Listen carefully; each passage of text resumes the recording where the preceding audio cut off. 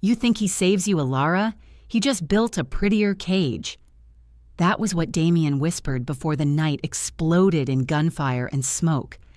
Somewhere between love and power, she realized she wasn't running from Lucian Vale. She was becoming him. And when the world finally called them criminals, it wasn't because they had sinned, it was because they had survived. Before we dive in, let me know, what time are you listening to this and where are you? Drop a comment below, we'd love to hear from you. The AC coughed like it always did at dawn, half breath, half threat. Water dripped from the unit above. She lay still, watching the ceiling until her alarm buzzed. Once was enough. Her body already knew the routine. She sat up shoulder stiff from another bad night.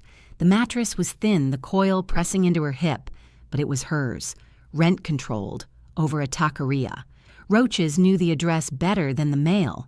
On the way to the bathroom, her hand brushed the bright yellow paper taped to the peeling door. Past due, again. She didn't tear it down, just smoothed the edge like she could erase the word. The shower ran cold. She didn't wait for warmth. 2 jobs left no time for that. No time for comfort people or better days. She dressed fast, black jeans, gray shirt, jacket mended 3 times. The cafe uniform was crumpled in her backpack. Coffee brewed from the last scoop of grounds, bitter burnt. Through the wall, her neighbor's radio shouted Spanish talk shows, too early, too loud, dependable noise. She didn't mind it, but she didn't let it in. Her phone lit up. A message from June.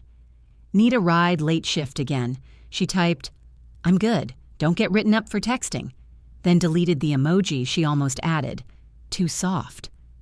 Mark's name blinked once before fading. She didn't press play. His voice still lived somewhere sharp in her memory. Bank app negative $38. No surprise. She drank her coffee, standing, eyes dry, breath steady. Sitting meant thinking. Thinking meant falling apart. Fog clung to the freeway, the sky a dull bruise. She locked the door and didn't look back. 4 blocks to the bus stop. Boots on cracked pavement. Boarded up stores. A mural of a girl holding her own shadow. A man in a wheelchair sold knockoff cologne. She nodded. He nodded back. A boy ran past with half a muffin laughter cutting through the morning haze. She almost smiled. Then the wind bit her neck and the day reclaimed her. Under the laundromat awning, mist blurred her reflection on the glass. A yellow slip clung to her boot, the notice from her door. She peeled it off, folded it twice, pressed the crease until her thumb hurt. The bus sighed to a stop. She climbed aboard, found her usual seat near the back. The city drifted by in gray streaks. Her eyes slipped shut. Just a moment, enough to forget. The airport after midnight had its own heartbeat, steady, hollow, endless. Machines hummed beneath the floor, a rhythm that outlasted people. At gate C10, the cafe lights buzzed too bright. Elara wiped the counter with a sour rag wrists, sore from pouring espresso for travelers who never looked up. Her back ached, her thoughts empty. Somewhere between exhaustion and silence, the man in seat 14A ordered coffee, and everything began to shift. A man appeared without a sound, no phone in hand, no restless tapping like the others, just standing there. "Double espresso," he said. His tone was quiet but heavy authority, spoken softly.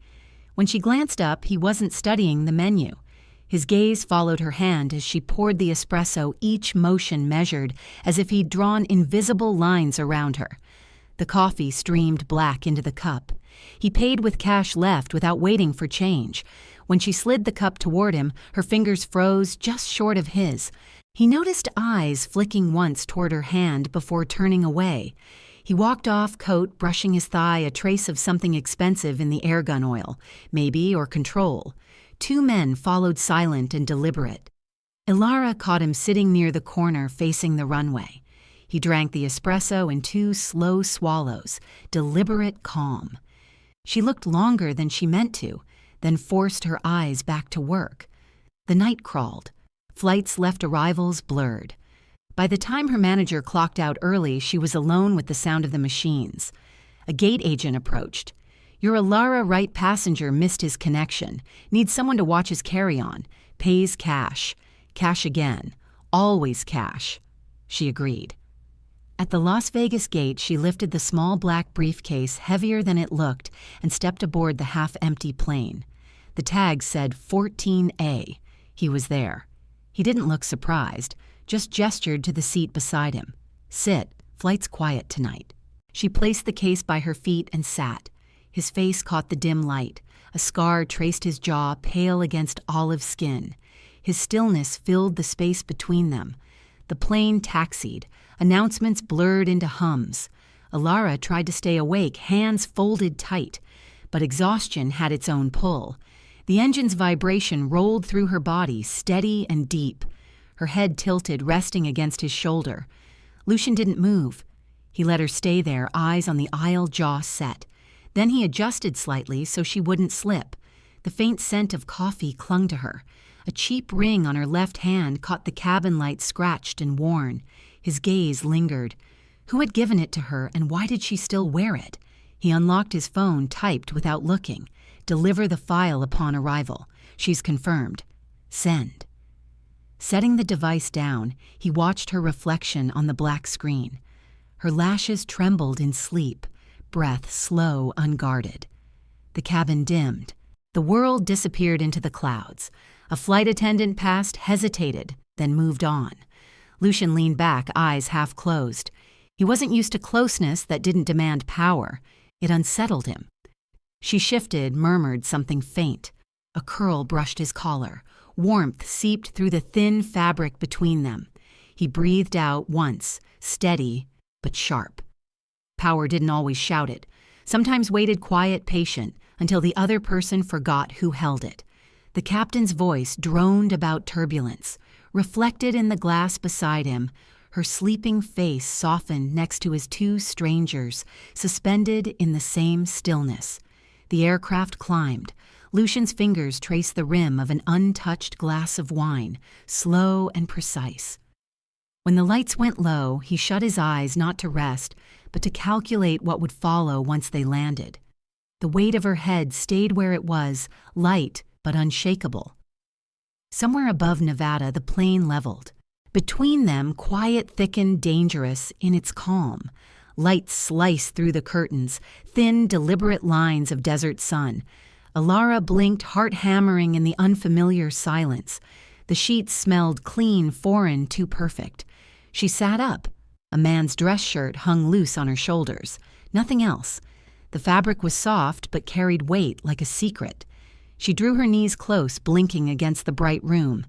Bare feet met thick carpet. Her eyes traced the sleek walls, the glass windows revealing a skyline that made her stomach drop. Las Vegas, high above it. On the table, a single document lay open. She didn't want to move, but her body did. One step, then another. Her name stared back. Marriage certificate. Lucian Vale, Elara Quinn. Signed, stamped. Cold spread through her chest, sharp as ice water. She rushed to the door, twisting the handle. Locked. Keypad. Red light. Again red. Then his voice. That door opens when I decide it does. She turned. Lucian stood near the balcony sleeves, rolled, collar undone, coffee steaming in his hand. Calm. Certain. Like he'd been watching her all along. What is this? Her voice broke. What did you do? He took a sip. You don't remember. I remember boarding the plane. I remember sitting with me, he cut in. You fell asleep. Her arms folded tight over her chest. You drugged me. No, you were tired. I didn't touch you. She pointed at the paper. Then what's that? He crossed to the table, set his cup beside it, fingers brushing the edge. You agreed. You laughed. Told the officiant it was the dumbest impulsive thing you'd ever done. You're lying. He took out his phone, tapped, turned the screen toward her. A photo, her in that same white shirt sitting beside him at a chapel, smiling. Her breath caught. He swiped. A video played, her voice blurred but clear enough. Fine, whatever. Let's do something reckless. Then laughter, the snap of a ring box. That's not. She gripped the table for balance. Lucian didn't move. His silence pressed harder than any words. There's more, he murmured. Receipts, footage, your signature. Her throat tightened. Why, you said you had nothing left to lose? He said quietly. I gave you something to hold on to. She exhaled shaky. It's not legal. You can't just trap someone. Lucian stepped forward. 2 strides closed the distance, his shadow sliding over hers. I don't need to trap you, he said. You're already here. His voice landed like weight beneath her ribs. No anger, no threat. Just claim. He adjusted his cuff, not touching her, yet the closeness made the air thin. I can leave, she said, though it barely sounded like her. You can, he replied, but not far your shoes, phone ID. They're safe. For now. His tone coiled around her like smoke. Why me? She whispered. You could have picked anyone. I didn't pick you, he said. I noticed you. Heat rose in her spine. He turned away calm again as if they'd only discussed weather. Elara slid down the wall knees, drawn in. The certificate lay open, too real to deny. Lucian approached, crouched just enough to place the coffee near her. The scent of roasted beans mingled with something darker him. You can go, he said softly. But out there, the world's not built for people like you anymore. He stood leaving her in the sunlight that filled the room. She hadn't meant to listen. The bathroom door was barely open. She'd only wanted a moment to breathe. But Lucian's voice, low and measured, cut through the quiet like a blade that never needed to be loud to wound. No. She doesn't know yet, he said. A pause. Keep it quiet until I bring her to Italy. Her knuckles whitened against the edge of the sink. The scent of bergamot soap lingered, clashing with the bitter taste rising in her throat. Italy. The water was still running. She turned it off, careful not to make a sound, but her breath betrayed her shallow fast. From the other room came Lucian's voice, steady and cold, discussing her like a transaction. Elara backed from the door pulse, hammering. She opened the closet beside the sink towels, slippers, a robe.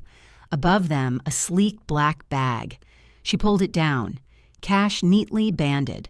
A passport. She flipped it open. Name Elara Vale. Her face stared back, same eyes, same mouth. A stranger's name. There were more documents, residency papers, bank statements, a folded note tucked between them. Welcome home. Her knees wobbled, but anger steadied her. She stormed out, passport in hand. Lucian sat on the velvet couch, cigarette smoke curling above him. Calm, waiting. You have 2 minutes, she said. Voice raw. He exhaled slowly. The papers speak for themselves. What is this? Why does my name say Vale? Why move me to another country? You're my wife, he replied as if stating the fact. No. He rose smooth, unhurried, closing space without touch. You don't have to believe it, he said. Others will. Customs. Hotels. The world runs on documents, not truth. You forged my life. That's kidnapping. He blinked once. Is it, you came with me? Voluntarily? I don't remember. You signed. You wore the ring. He took a photo from his pocket, her in a white dress. She'd never seen his hand at her back. She staggered. That's fake. He handed her his phone. A video played her laughing, calling him husband. I was drunk. You weren't drugged. You knew your name. Her throat locked. The urge to scream dissolved into a hollow quiet. He stepped back, giving space that didn't feel like freedom. Even distance bent toward him. She turned to the window. Vegas pulsed below neon smoke strangers chasing forgetfulness. Somewhere in that blur, she'd vanished from herself. Behind her, his voice cut through the hum. You said once that if you disappeared, no one would notice. You were right. So I noticed. She spun. You had no right. I made one, he said. I took what the world refused you. You took me. He nodded, unflinching. The quiet thickened, pressing heat against her skin. She moved toward the door. Let me go. You're free, he said. But Elara Quinn doesn't exist anymore. Not on paper. Not anywhere. She laughed brittle. So I just play your wife now.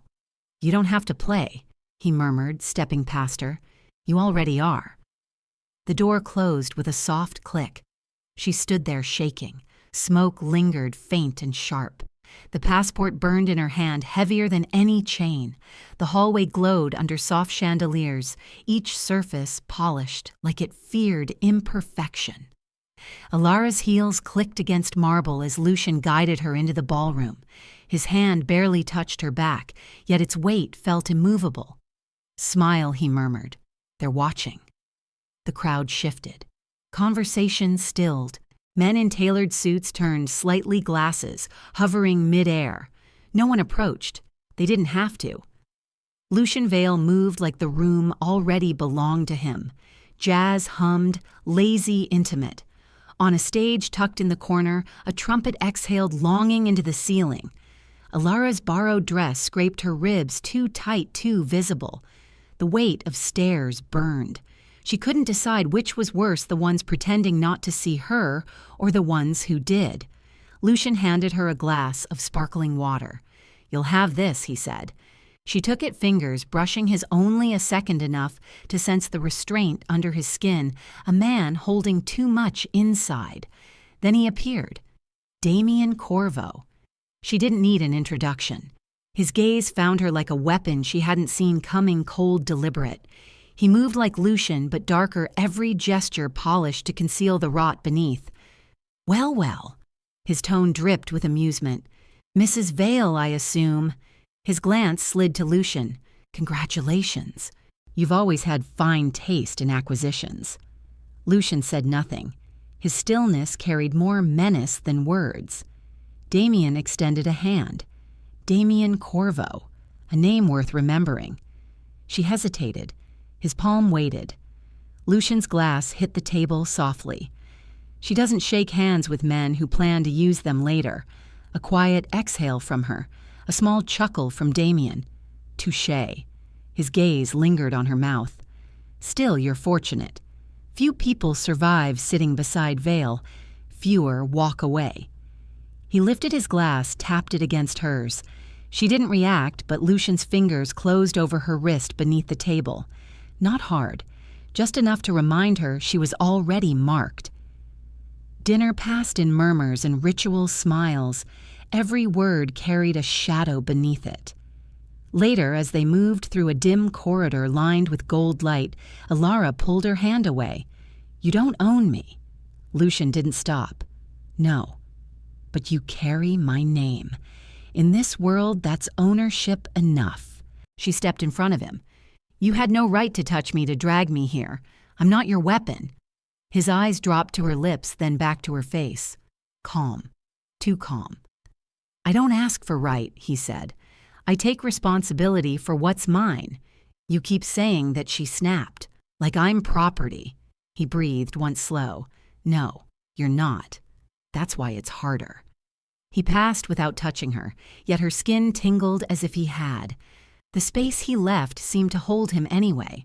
When she reached the suite, she slammed the door and caught her reflection, painted lips, borrowed silk eyes, too wild to be hers. The knock came minutes later. She didn't answer. It came again, measured, patient. She cracked the door. Lucian stood there, tie undone, collar loosened, a man coming apart yet still composed.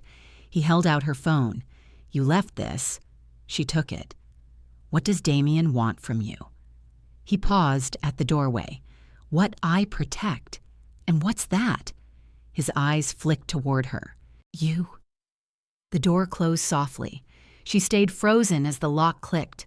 Across the room, ice in her untouched glass fractured with a small, final sound. Morning light cut through the blinds. The room felt too still, too clean. Lucian was gone. No footsteps, no movement, just the scent of espresso and leather clinging to the air. She dressed quickly, jeans, hoodie, sneakers. Hair-tied cap pulled low. Her wrist felt naked. No watch, no anchor. Keycard, tote bag, door open. The hallway stretched empty. She kept her head down, walking fast toward the elevator pulse, syncing with the rising floor numbers. The lobby was noisy. Tourists spilled in from the casino. Security guards stood by the doors. A child cried near the front desk. Too much life happening at once. She pushed through the crowd, approached the concierge. "I need a cab," she said, keeping her voice even. The woman behind the counter smiled politely. "Of course, Mrs. Vale. Right away." Elara's stomach dropped. That name again. She nodded stiffly and turned before she could answer. Heat wrapped around her like damp cloth. A cab idled nearby, yellow and humming. She stepped toward it, then froze. Across the boulevard, two men in matching suits leaned against a car. Mirrored sunglasses, identical ties. One tapped his wrist, no phone, no gesture wasted. Elara turned away, walking past the taxi, then faster. One corner, another. Footsteps echoed somewhere behind her, too, even to be coincidence. She ducked into a parking garage, breath-sharp pulse loud. Rows of cars, concrete, an empty police cruiser, no officers. From the shadows, a black SUV rolled forward, silent, deliberate. The back door opened before it stopped.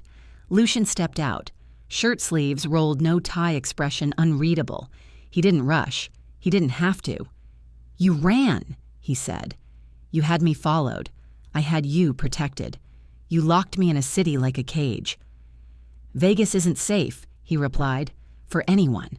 I'm not anyone to you." His gaze sharpened. "No, you're not." The words hit harder than a threat. Her panic thickened, turning to anger. He stepped closer. "You want out? Go. No one will stop you." His hand hovered near her chin, never touching. "But if I have to find you again, Elara, I won't be this gentle." Her breath caught. Something in his tone, half warning, half promise, rooted her to the ground. He turned back to the car. The open door waited. She could run, take a bus, vanish into another state. But what name would she use? What life Lucian Vale had rewritten her, and his ink didn't fade. Sirens flared in the distance, swallowed by neon hum. The city pulsed, indifferent. Her fingers moved before thought did. They found the door handle. She slid into the back seat. Lucian joined her, calm, composed, adjusted the AC eyes forward. "We fly tonight." Her voice came out hoarse. Where he met her gaze, slow and steady, home. The SUV glided into the sunlight. She leaned back, every nerve awake. Her hands twitched in her lap. Lucian's palm covered them, gentle, unyielding. A touch that wasn't comfortable. A reminder. The villa was grand marble floors, pale curtains, a carved headboard older than Elara's bloodline, but a chill lingered that no luxury could warm. When the plane landed, Lucian hadn't spoken, just nodded toward a waiting car. Naples smelled of salt and oranges. The villa rose above the coastline, carved into the mountain like it had always belonged there. Silent gates, watchful guards, a winding road that offered no return. She didn't ask where they were going. She already knew. That evening, Lucian left her in a room overlooking the bay. "This was my mother's," he said simply, and was gone. Dusk brought the first knock. A man stood in the doorway, crisp suit, British accent. "Elara Vale. I'm Adrian Rook. You'll be seeing me often." She nodded. He didn't smile, just studied her cold assessing. Disapproval behind the courtesy. "They think I'm a mistake he'll regret." Later she wandered the halls. The villa breathed age, creaking stairs, flickering sconces, shadows that moved with purpose. Men glided through it like ghosts in suits, speaking softly, stepping aside when Lucian passed. One even lowered his eyes. Lucian didn't need volume to command. When he spoke into the phone, his tone hardened, coded words, clipped commands, shipment, route burn, intercept. Every phrase carried weight. This wasn't a home, it was a throne room, and Lucian Vale ruled it. Then the lights went out. No warning, just the hum dying mid-breath. Elara stepped into the corridor barefoot, guided by the moonlight. Her hand brushed the wall, searching for candles. A sound behind her. She turned too quickly. Lucian stood at the far end, half lit by silver light. Shirt unbuttoned sleeves rolled a candle, trembling in his hand. "I thought you'd be looking for this," he said. She stared. He came closer, slow and sure. Their fingers touched as she reached for the candle. Neither moved. The wax warmed her knuckles. The space between them grew smaller, charged. His breath brushed hers, coffee cloves steel. "Don't be afraid," he murmured. "I'm not. I just don't know who to trust anymore." Wind clawed at the shutters. The candle flickered. He didn't touch her again, only stepped back, slow, reluctant, as if release was effort. Later she sat by the window, a blanket draped loosely over her shoulders. The moon carved silver veins across the floor. Below, the courtyard glowed faintly in the dark. Lucian stood there, cigarette between his fingers, not smoking, just holding. The ember burned down, spilling ash onto his wrist. He didn't move. Neither did she. Even from above, she felt his awareness quiet, consuming. Not watching, owning. Naples had turned from gold to gray overnight wind, rattling the shutters like a warning. Elara tightened her sweater, watching the curtains breathe with every gust. The villa felt changed, not haunted, but aware. The first note of unease came with the mail, a letter addressed to her already opened and resealed. The edges were uneven, like someone had torn it too fast. The handwriting was her mother's 3 lines, harmless on the surface, but the postmark was wrong. Dated 2 weeks before her mother died. Elara stared at it until the ink blurred. When she confronted the house staff, no one met her eyes. They only said Signor Vale handles all correspondence for the household. By the 3rd day, she noticed her computer wouldn't start. Passwords she never set locked her out. Her phone no longer connected to local networks, and the gardener, the quiet man who always smiled when passing her window, had been replaced without explanation. Lucian hadn't been home before dawn in almost a week. He left files on the desk, now thick folders with red wax seals and strange markings in the corner. She had tried to open one once. The pages were filled with symbols, dots, slashes, and names that didn't look like names. The smell of cigarette smoke clung to the paper. Every night she waited to hear the sound of his footsteps in the corridor. Some nights she wished he wouldn't come back. Others she prayed he would. That conflict, wanting to run but dreading the space his absence left, was slowly breaking her ribs from the inside. Then came the conversation. It was past midnight. The wind was still gnawing at the shutters when she stepped out into the hall for water. Voices drifted from Lucian's study.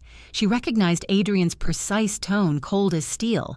If Corvo finds her, he said there will be nothing left to protect Vale. You know that. A long pause. Keep her where she is. No exceptions. Elara's breath caught. Her. They were talking about her. She stepped back, heart-punching against her sternum. The floor creaked. Silence from the study. Then a chair moved. She hurried away, her pulse scattering. By the time Lucian found her, she was in her room pretending to sleep. But his shadow fell across the doorway before he spoke. Elara. The sound of her name was both a question and a command. She turned her head, eyes meeting his. The candlelight carved his face into sharp planes, exhaustion buried beneath control. "How long," she whispered, "have you been planning this?" He didn't answer right away. Then quietly, "Long enough to keep you alive." Alive. Her voice cracked. "You call this living? You've locked me in a gilded prison and told the world I belong to you." Lucian moved closer. Not rushing, just steady, deliberate steps. "You don't understand what's coming." "I understand you lied." He exhaled slowly, jaw tight. "I kept you here because out there I can't control what happens. Here I can." The words hung between them like smoke, honest, suffocating. Her throat burned. "You mean you can control me?" His hand twitched at his side. "If that's what it takes." Her breath shook, but she refused to look away. His eyes, dark-rimmed with fatigue, didn't threaten. They confessed. "I'm not your enemy, Elara," he said finally, voice lower now. "If you step outside that door, I can't promise you'll make it back." There was no warning in his tone, no rage, just the weary certainty of a man who had seen what she hadn't. But the calm in him terrified her more than anger ever could.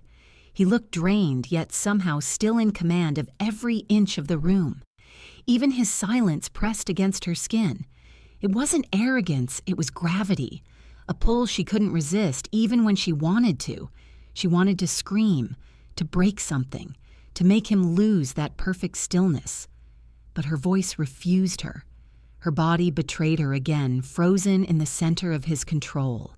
Lucian stepped closer just enough for her to catch the faint smell of rain and smoke clinging to his clothes. "You think I want this?" he said softer now. "I'm trying to keep you breathing. Then let me decide how." He almost smiled, but not the kind that reached his eyes.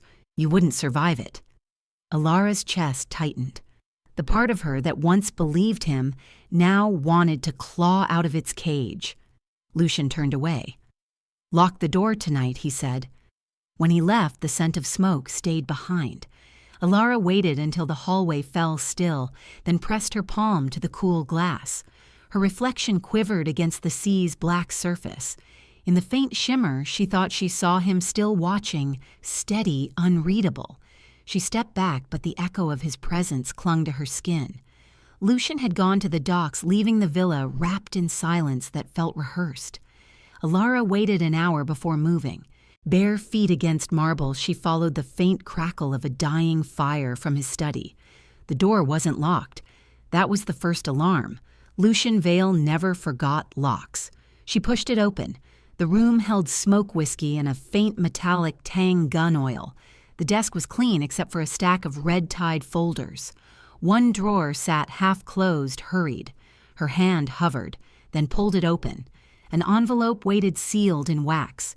The emblem stamped on it a circle split by a blade. She'd seen it before, carved into Lucian's ring. She broke the seal. Photographs slid free.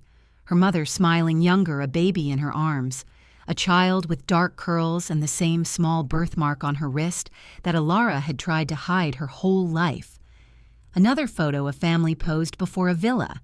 The caption read, "Bandandi Estate Palermo, 1994. Her breath caught. The next page turned itself in her shaking hands. A birth certificate. Her name, Elara Bandandi. Not Quinn, not Vale. She stared at the letters until they stopped making sense. The report beneath detailed a massacre 31 members of the Bandandi lineage executed in a blood feud 25 years ago. Only one survivor, a child taken by authorities' name, changed for protection. The paper trembled in her hand. Protection. From who? The door behind her clicked. Elara. Lucian's voice was low, unreadable. She turned the folder clutched to her chest. "You knew." He didn't answer. Her pulse was erratic now, but her voice cut through it. "How long have you known since Vegas? Or before Lucian stepped into the room, shadows breaking against his shoulders?" "Before. So I was right," she said, laughing once hollow. "This me-us, it's all business. I'm just another name on your goddamn list." His gaze hardened, though his tone stayed quiet. "You were never business." "Then what?" She slammed the folder onto the desk. The papers fanned out like shards of glass. A trophy. A hostage. "What did you want from me?" He took a step closer and she matched it backward. The room shrank around them. "What I wanted," Lucian said, "was to keep you alive. If I hadn't found you first, Corvo would have done it. And you wouldn't have lasted the night." Elara's throat tightened. "Don't you dare make this sound noble." His jaw flexed something raw, breaking through that usual composure. "It's not noble. It's survival. Yours or mine?" "Both," he said simply. Her hands trembled, but she couldn't tell if it was from rage or the cold creeping in. "You could have told me." He looked at her like a man staring into sunlight too long. "And what would you have done? Run straight into the men who killed your family." Her mouth opened no sound. A draft lifted the folder on the desk. A page slipped free. She caught it, another crest, the one from his ring. "You're one of them," she whispered. Lucian's silence answered. She crossed the space before realizing she'd moved. Her palm pressed against his chest, not to resist, only to find balance. His heartbeat was steady. Too steady. He lifted a hand, fingers hovering near her cheek, before brushing it softly. The touch wasn't possession. It was apology. "I should have let you go," he said, "but I couldn't. You were mine long before I had the right to say it." Her breath trembled. The words felt like venom wrapped in longing. "I hate you." "I know." His thumb traced her jaw, gentle enough to hurt. "Hate's safer than love? Keep it. It might save you." She shut her eyes, searching for the man she thought she knew, but found only fragments, each one cracked, reflecting him. When she looked again, he was already leaving. His outline shimmered faintly in the rain-slick window before disappearing. The door closed quietly. Smoke and salt lingered. On the desk, papers lay scattered. The final page bore a faded signature Giovanni Bandandi and a dark stain spreading through the ink. Metal stung her tongue. The truth hadn't wounded her. It had carved her open. Rain began before midnight, thick, unrelenting, soaking the city until it blurred into veins of gold and shadow. Elara watched Naples fade into something distant, a world meant for people who still had choices. She hadn't meant to hear Adrian. Fetching water, she'd caught his voice through the half-open door of the study, cold exact. "If she stays, he loses everything. Tell her tonight. If she wants to live, she'll run." The words clung to her ever since. Now in her room, she zipped the coat Lucian had given her. Cedar and smoke. The softness cut deeper than cold ever could. She pressed her palm to the latch. The old hinges groaned as the door opened, spilling rain onto her boots. The first step into the garden felt like crossing a line she couldn't come back from. Wind lashed her hair across her face. The path glistened slick and uncertain beneath her feet. She kept her eyes fixed on the iron gate ahead. It was only 30 yards away. 30 yards between captivity and something that looked like freedom. Then she heard it. Elara. Her name didn't echo. It landed softly like thunder that knew where to strike. She turned. Lucian stood under the stone archway, rain dripping from his hair sleeves, rolled eyes steady. He looked less like a man and more like something the storm had decided to keep. "You were going to leave?" he said. It wasn't an accusation. It was a fact.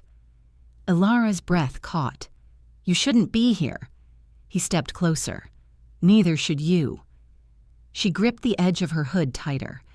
"Adrian told me I know what he told you." His voice stayed even, but there was a weight in it that made the rain seem louder. "Corvo's back. His men are in the city already. If you walk through that gate, they'll find you before dawn. I don't care." "Yes," Lucian said quietly, "you do. You just want to stop feeling like a piece on someone else's board." Her jaw trembled. "Then stop moving me." He was close enough now that she could see the pulse in his throat, the slow rise and fall of his chest. "If I stop, you die. I was dying before you found me." His hand lifted not fast, not commanding, just a slow reach that ended with his fingers brushing her wrist. The touch was cold, almost reverent, but it trapped her all the same. "Do you know what Corvo does to the women he catches?" he asked, his voice low. "He doesn't kill them. He keeps them long enough to make sure everyone remembers the message." Her pulse hammered against his fingertips. "So I'm your message instead." His eyes darkened. "You're the reason I haven't become him." For a moment, neither moved. She looked at him and saw what she had refused to name: guilt, buried under possession, the kind of love that grew out of ruin. "I can't breathe here," she whispered. He leaned in his breath, mingling with hers. "Then breathe through me." Something in her cracked. Not surrender, not forgiveness, just the breaking of the thin thread that had kept her pretending she wasn't already his. She shut her eyes. The world tilted. Rain hit their faces like glass dust, cold, sharp cleansing. His thumb traced her jaw, stopping just below her chin. Not a kiss, but it carried the same weight tenderness disguised as warning. "I don't want this," she murmured. His tone roughened. "Neither do I, but I can't stop wanting you." The gate behind her groaned, a metallic sound too close to goodbye. She turned, gaze drifting past him to the sky stretched black and endless. Somewhere beyond it, life went on trains, lights people who still had choices. She could run. She could still choose. But when her eyes met his, the thought dissolved. Lucian exhaled the sound caught between surrender and threat. We leave Naples at dawn. He turned vanishing into the rain. Elara stayed, hand-gripping the gate, the cold cutting through where his warmth had been. Her pulse slowed. The storm pressed against her patient and unrelenting. She didn't move until her fingers numbed, until the only heat left was the ghost of his touch. And as she finally walked back toward the house, she realized the rain no longer sounded like warning. It sounded like him. The docks stank of salt rust and secrets. Wind clawed at the corrugated walls while black cars lined the pier engines, dying one by one. The quiet that followed vibrated like a held breath. Lucian moved ahead, wordless. His hand brushed her back, not urging, not gentle, just command made flesh. Stay close. The warehouse loomed a concrete tomb, slick with oil lights stuttering above crates marked with foreign seals. Men waited in the shadows, their guns half hidden, the tension low and alive. "This isn't your place," Elara whispered. "It is now," Lucian replied. His voice didn't rise. It didn't need to. You carry a name both sides would kill for. You don't get to stand outside anymore. She wanted to argue, but the look in his eyes, the same cold control that could command death or silence, held her still. Then the heavy door opposite them creaked open. Damien Corvo entered as if the room bent to him, his suit too clean, his smile too sharp. Two men followed, one carrying a heavy case. Vale, he drawled, always the dramatist, bringing her here. That's new. Lucian's jaw set. You wanted proof the Bandandy line lived. Damien's gaze cut to Elara, and here she is, the lost heir or another lie you forged to buy time. Her pulse pounded. Lucian shifted closer, shoulder brushing hers, a barrier, wordless but clear.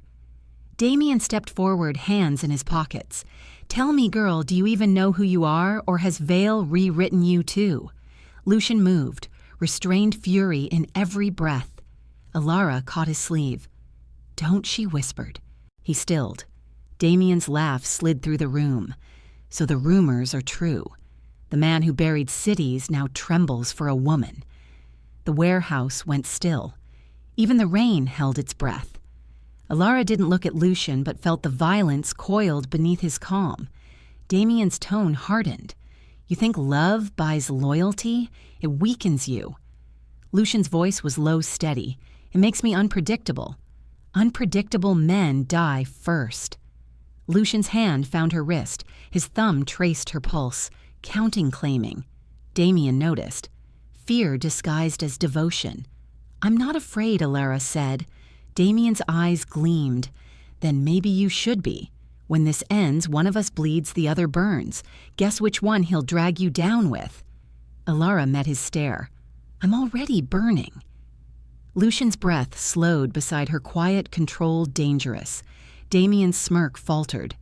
How poetic. Lucian stepped forward, voice dropping to a blade. Say her name again. Bandandy, Damien sneered. Or Vale's pet project. The sound of a gun clicking back split the air, then darkness, a heartbeat, gunfire.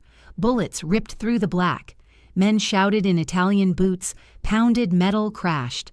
Elara dropped a hand, gripping her arm hard. Lucian here. His breath rough close. His body shielded hers as bullets tore through the walls. The reek of gunpowder stung her throat. Don't move. Glass shattered above them. Sparks rained. She tried to see, but the flashes blurred into smoke. A shell clattered by her feet. Lucian. Don't let go. His hand found hers, rough, unyielding. Shots. Screams. He dragged her back, covering her as debris fell. His breath brushed her neck, heat and command fused into one. Don't let go, he said again this time, breaking soft, almost human. She didn't. Smoke filled her lungs. The world spun, every sound collapsing into his breath and the weight of his arm. It wasn't protection anymore. It was possession. carved into survival. Amid the chaos, his whisper cut through everything else. "Stay with me." Sound came first, a low hum crawling beneath her skin, then pain. Elara's head throbbed, her pulse stumbled. She tried to move, but rope dug into her wrists. Ankles lashed to a chair. The concrete floor sweated condensation. Water dripped in uneven rhythm. She steadied her breath until the door creaked open. Light slashed the room. A shadow stepped through. Damien Corvo. He looked almost calm. Shirt unbuttoned at the collar sleeves, rolled up, not a speck of blood on him. Only his eyes betrayed something feral, too alive for stillness. "I was starting to think you'd sleep through the end of the world," he said. Elara's voice came raw. "Where am I? Somewhere Vale won't think to look." He stepped closer, crouching just enough to meet her eyes. Though he will look. He always does when something he owns goes missing. Her stomach twisted. "I don't belong to him." Damien smiled, a small, unhurried curve of his mouth. "That's what he tells you, isn't it? That you're free. That his love is protection, not a cage." He leaned in his breath, brushing her temple. "But every lock thinks it's mercy until it breaks." She turned her face away, jaw clenched. "And you? What do you call this correction?" His tone didn't rise. It didn't have to. Vale built a kingdom on blood, and now he hides behind sentiment. "You're his weakness, Elara. That makes you dangerous. I didn't ask to be any of this. No one ever does." He stood circling her chair like a predator measuring distance. But blood doesn't ask for permission. It calls. And when it calls loud enough, someone answers. She followed his movement with her eyes, forcing herself to stay steady. "You think hurting me will destroy him." "Hurt you?" Damien's chuckle was soft, like something dying. "No, you'll destroy him yourself. That's the beauty of it." Her pulse climbed her wrists, burning against the rope. "You don't know him." "Oh, I do." He stopped behind her now, voice close enough to send a shiver through the back of her neck. "I know the way he looks at you. Like a starving man who finally learned to beg. You think that's love? It's dependency. It's rot dressed in devotion." Elara's laugh came broken. "You're just describing yourself." Silence answered her, then the sound of a lighter flicking open. The faint scent of smoke drifted past. Damien came around to face her again, a cigarette between his fingers. "At least I don't lie about what I am," he said. "I don't say I love while I build the walls higher. You both do the same thing," she whispered. "You take you chain, and when you lose control, you call it loyalty. You don't want people. You want possession." He exhaled the smoke curling toward the ceiling. "And yet you stayed." Her throat tightened. "Because he didn't give me a choice." "Didn't he?" Damien leaned closer until the edge of his cigarette nearly brushed her skin. "Tell me, Elara, when he touches you, when he says your name, are you thinking about escape or about staying?" Her eyes met his, unflinching. Both. For a heartbeat, he didn't move. Then he smiled again, softer this time, almost pitying. "That's the cruel part of it, isn't it? You hate him and you need him.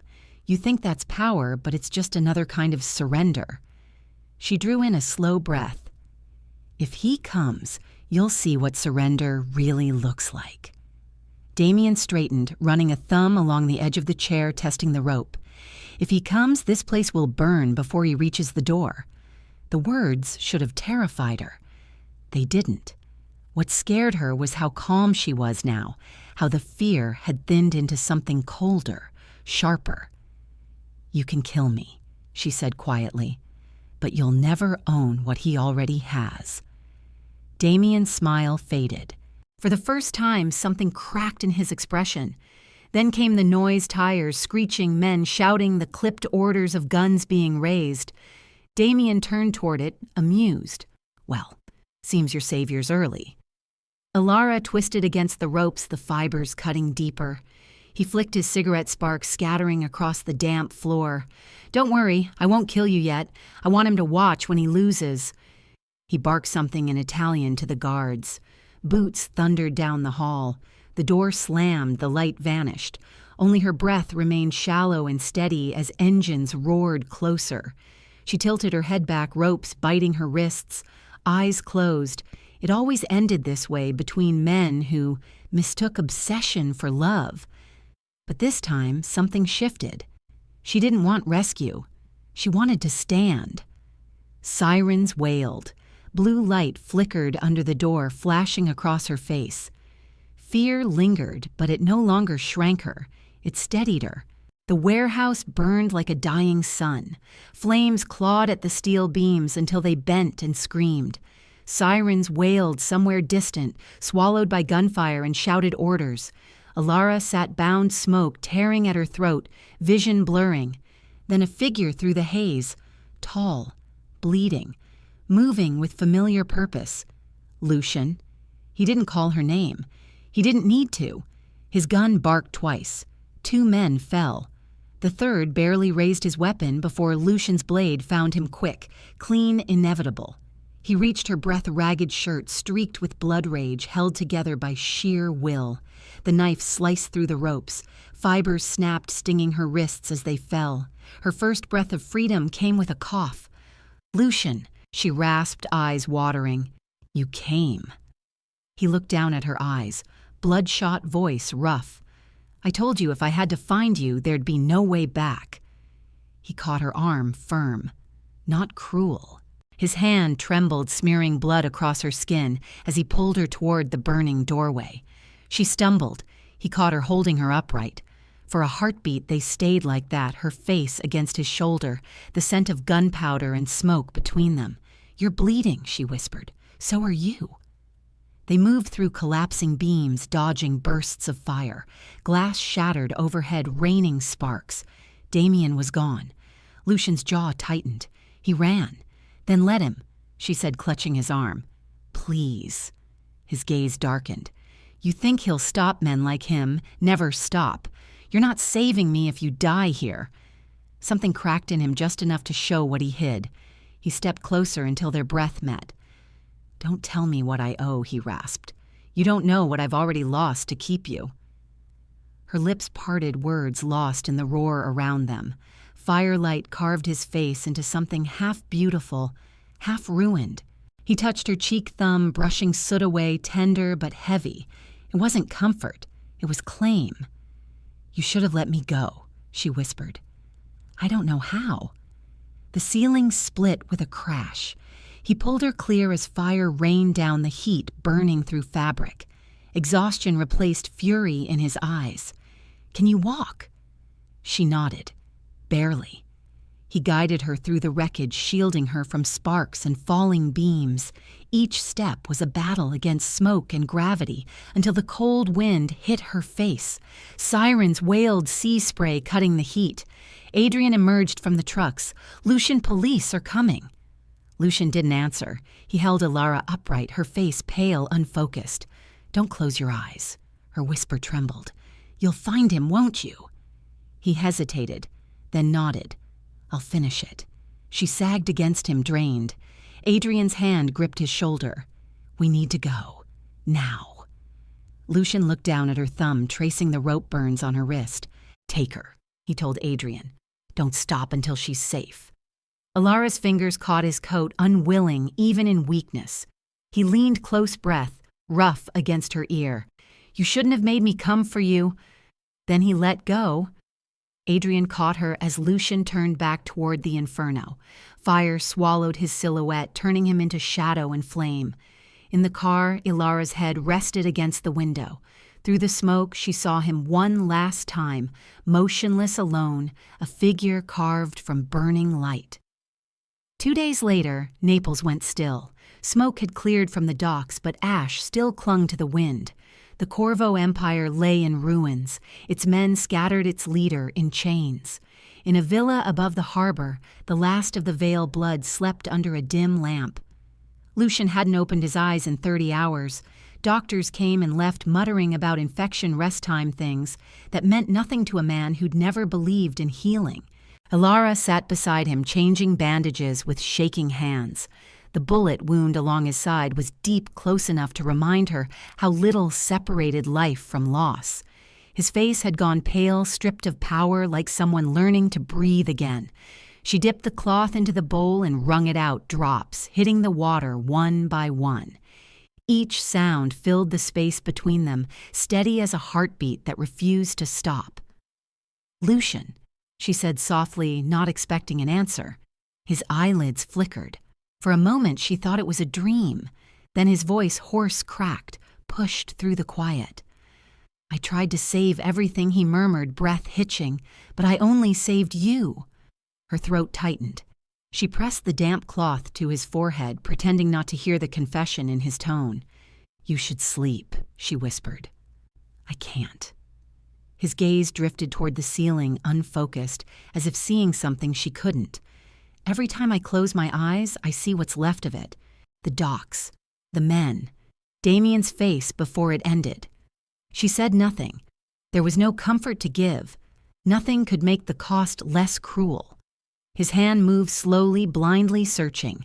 She let her fingers meet his. His grip was weak, but sure, as if even half-conscious. He needed proof she hadn't disappeared. He breathed her name once more, exhale then word. She didn't answer. The silence between them was heavier than any declaration. Hours bled into night. The villa's lights hummed behind yellow curtains that swayed in the wind. Below, the sea shifted against the rocks, echoing Lucian's unsteady breaths. Elara studied him. The harsh lines of his face had softened pain, carving something almost human.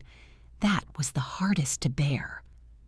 On the nightstand lay a small dish holding a silver ring, the false wedding band that had once bound her name to his. Under the weak lamp, it glimmered like a heartbeat. She picked it up.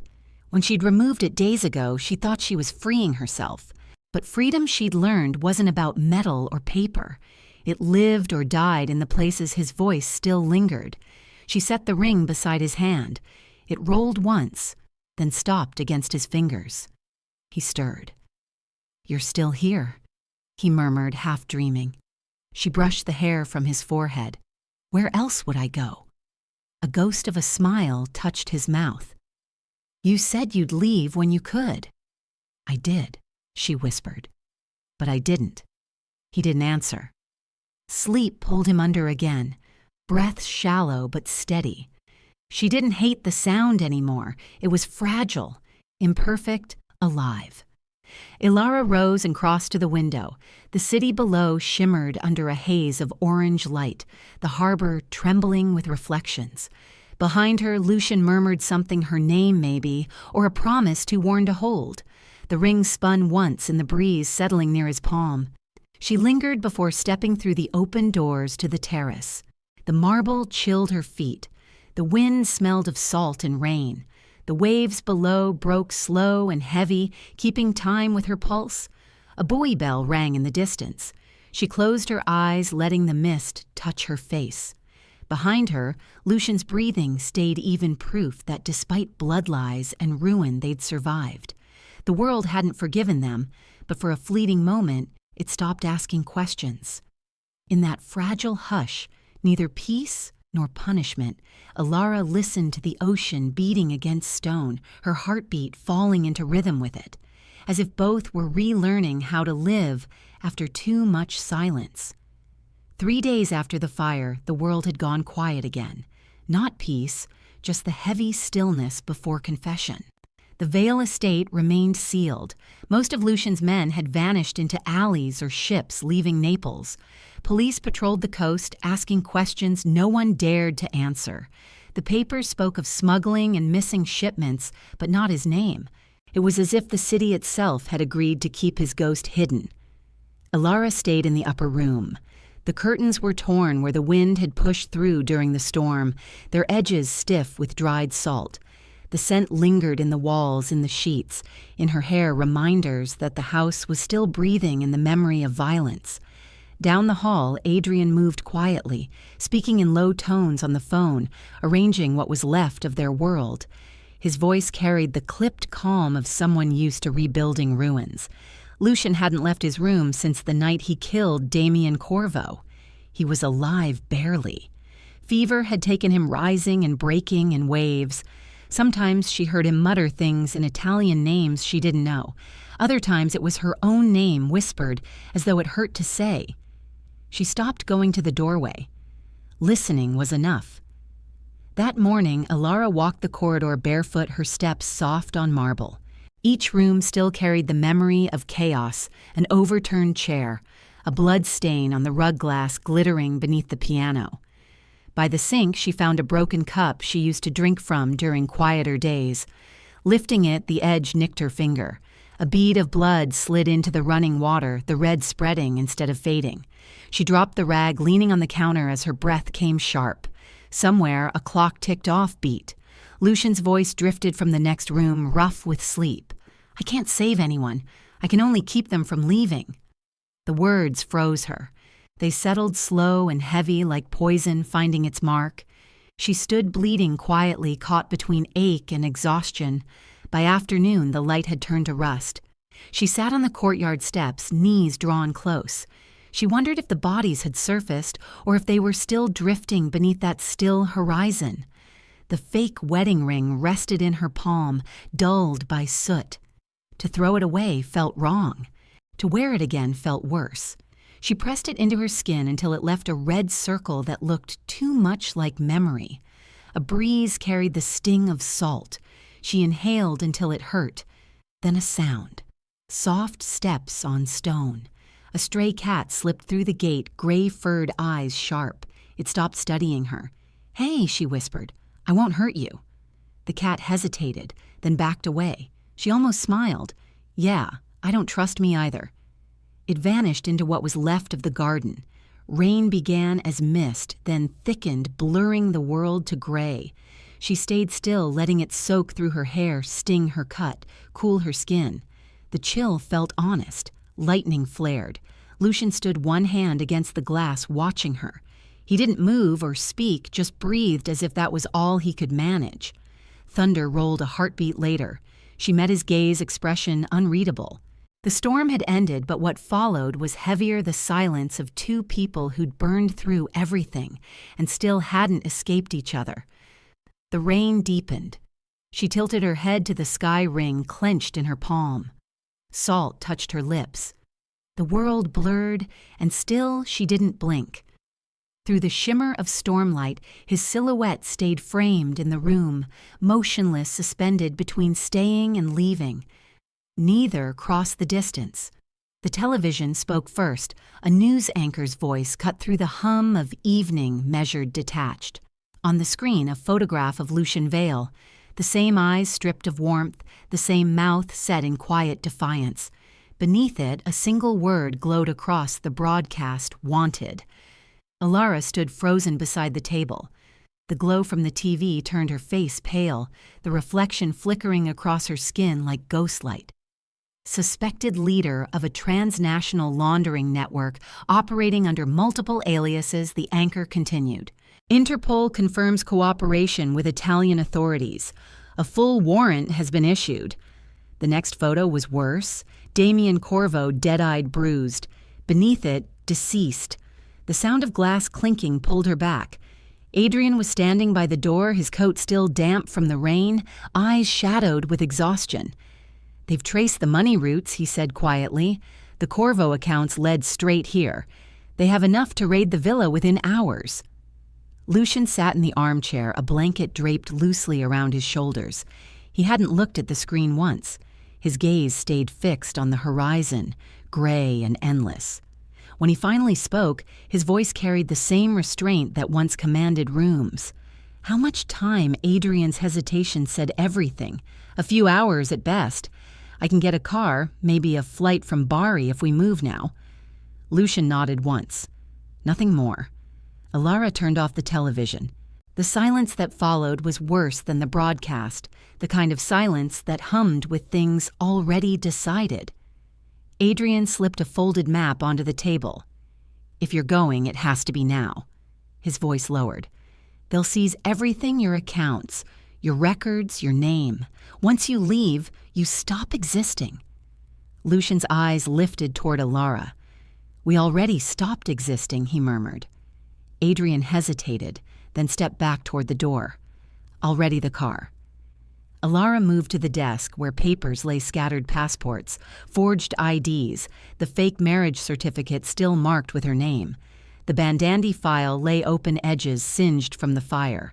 She gathered the pieces, names, dates, fragments proving the woman she'd been had never existed. The paper felt heavier than it should, soaked with everything they'd buried. Lucian rose slowly, pain tightening his jaw. When she reached to steady him, he shook his head, forcing himself upright. His hand brushed hers as they reached for the same folder, cold, steady, unavoidable. "If we go now," she said, "we can't come back." He looked at her, then eyes stripped of calculation. "Elara," he murmured, "we lost our way home a long time ago." The words landed soft but final. They packed in silence the ring, passports, a pistol wrapped in cloth. Each item carried a story too heavy to name. Lucian folded the marriage certificate, last tracing her signature before tucking it away. Sirens bled faintly through the distance, blue and red light flickering across the marble. Elara drew the curtains, but color still seeped through, staining the room in ghostly hues. "They're closer than I thought," Lucian said. "Adrian promised an hour. We'll be lucky to have half." She looked around one last time, the worn chair, the unfinished glass of wine, the empty space where his coat had hung. Everything felt temporary now. When she turned back, Lucian stood beside her suitcase in hand bandage, seeping faintly through his shirt. Despite the exhaustion hollowing his face, something unbroken remained. He took her wrist fingers, sliding into her palm. "You don't have to come. I know." His thumb brushed her skin, slow and searching. "Then why are you still here?" She didn't answer. Maybe there was no answer left. The sirens grew louder, a helicopter's hum pulsing overhead. Lucian released her hand, snapping the suitcase shut. "We move now." Elara nodded. They stepped into the corridor. The ceiling trembled as rotor blades passed above. She caught her reflection in the hall mirror, pale, hollow-eyed, a stranger wearing her skin. Adrian waited by the car engine, running headlights off. Lucian opened the door, cold rushing in. For one fleeting second, he looked back at the house, at her, at everything they couldn't save. "Let's go." The helicopter swept, low lights flashing across the waves. The sea roared as the car sped toward the road, out of Naples. Behind them, the villa glowed with reflected sirens, its windows beating like the heart of something dying, refusing to go dark. The house near Marseille felt built for ghosts. Lucian called it a pause, but even pauses end. By the fifth day, their faces filled every screen. Interpol expands search for Lucian Vale, an unidentified woman. Their images flickered between broadcasts, pixelated, stripped of humanity. Elara muted the television. She didn't need to hear how the world was spelling their end. That evening, the phone rang. No one should have had the number. The device vibrated softly on the table between them. Lucian's gaze sharpened. "Don't answer." But she already had. The voice that came through was low, drawling, thick with old malice. Still running, Elara. Her chest hollowed. "Mark." Lucian rose slowly, his movement quiet, almost feline. Mark Rivers laughed. "I see you've traded up. Good for you. But you might want to tell your new man that ghosts don't stay buried. I've got a copy of your bandandy file. The real one. Interpol would love to see it." Elara's throat tightened. "You're lying." "Maybe. But the cops won't think so. You never were very good at picking the right men." The line went dead before she could reply. Lucian's voice came low, steady. "Where?" She hesitated. A gas station on the East Road. He exhaled long and slow. "Then we go together." The old gas station sat like a scar on the roadside, its roof half collapsed, its pumps eaten by rust. The fog was thick, curling through the lot like smoke. Mark waited beside a dented silver car, a cigarette dangling from his fingers. His smirk appeared before his words. "Well, look who's still breathing. You and your prince of shadows." His eyes flicked toward Lucian. Quite the fairy tale. Lucian didn't speak. He simply watched hands in his coat pockets, expression unreadable. Mark chuckled, stepping closer to Elara. You still think he's different from me. That man owns you. You think he saves you, but he just built a prettier cage. Elara said nothing. Her silence was sharper than any reply. Then Lucian moved. It happened fast, a flash of motion, the sound of a fist colliding with flesh. Mark stumbled back, blood blooming at his lip. Lucian didn't shout, didn't snarl. His face stayed calm, almost detached, as he landed another blow to the man's ribs, driving the air out of him. Mark wheezed, clutching at his side. You think you scare me. You're done, Vale. He fumbled for his phone, raising it with a trembling hand. The screen glowed faintly, the emergency number already half-dialed. Lucian caught his wrist before he could press send. His tone was quiet, too quiet. You shouldn't have called her. Then he bent the man's fingers backward. The phone dropped, clattering onto the pavement. Lucian's grip didn't waver. You think power is in what you own, he said softly. It's in what you can let go of. He released him at last, letting the man collapse against the car. Mark gasped, eyes watering, voice breaking. You're both finished. You'll die running. Elara stepped closer, crouching just enough to meet his gaze. From her bag, she pulled out a single envelope. Yellowed creased the last debt notice he'd ever signed in her name. She held it up between them. This is all you ever had left, she said, and now it's nothing. She lit the edge with a small silver lighter. The paper caught instantly curling black in the wind. Mark's reflection shimmered in the flame as it burned down to her fingertips. You don't own me anymore, she whispered. He tried to laugh, but it came out as a rasp. You think burning that saves you. No, she said simply, standing. But it ends you. Lucian was already by the car watching her. He didn't speak when she turned toward him, only opened the passenger door. Elara walked away from the fire, her steps steady, despite the tremor in her hands.